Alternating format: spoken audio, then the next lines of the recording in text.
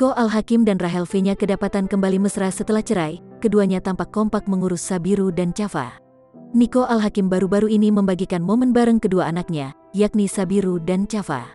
Meski sudah bercerai dari Rahel V-nya, pria yang akrab disapa Okin tersebut memang masih rutin bertemu dengan anak-anaknya.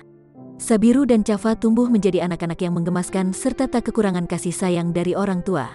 Baru-baru ini, Okin membagikan video saat Sabiru dan Chafa sedang bertengkar di sebuah restoran. Tak hanya bertiga, rupanya Rahel V-nya juga berada di sana. Chafa yang terlihat kesal hingga memukul Sabiru mendapat teguran dari Rahel V-nya.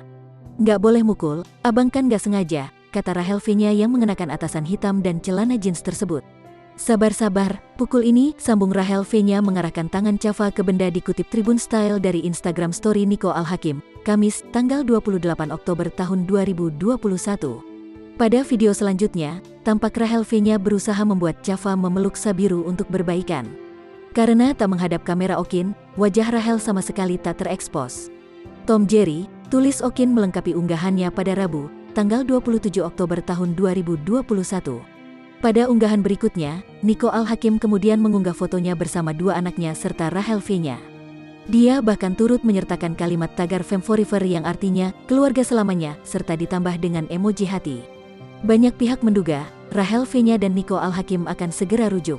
Namun sayangnya, baik Rahel maupun Nico Al-Hakim masih enggan bersuara soal kabar tersebut.